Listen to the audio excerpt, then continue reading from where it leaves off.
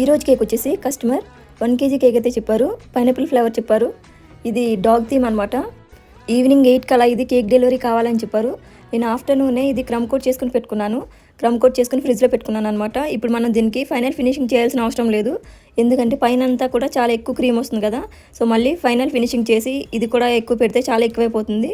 So అందుకని ఇంకా దీనికి మనం ఇదంతా కవర్ చేస్తాం కాబట్టి ఫైనల్ ఫినిషింగ్ చేయకపోయినా పర్వాలేదు. తర్వాత నేను ఐస్ అండ్ ఇయర్స్ నోస్ వచ్చేసి ఫాండెంట్తో చేసుకున్నాను. రిమైనింగ్ అంతా క్రీమ్తో చేసిందే. ఇదంతా అయిపోయిన తర్వాత ఫాండెంట్తో రోజెస్ కూడా చేసుకున్నాను. ఒక 3 రోజెస్ అనమాట. ఇయర్స్ దగ్గర ఉంటుంది. సో అక్కడ ప్లేస్ చేసుకున్నాను. ఈ కేక్ చేసిన రోజునే వేరే కేక్ని కూడా చేశాను అనమాట. అది వీడియో అయితే తీయడానికి అవ్వలేదు.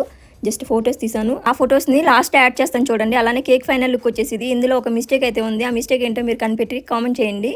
అలానే మీకు ఈ కేక్ ఎలా అనిపించింది? మీకు నచ్చినట్లయితే లైక్ చేయండి, షేర్ చేయండి, సబ్స్క్రైబ్ చేసుకోండి. Thank you so much for watching.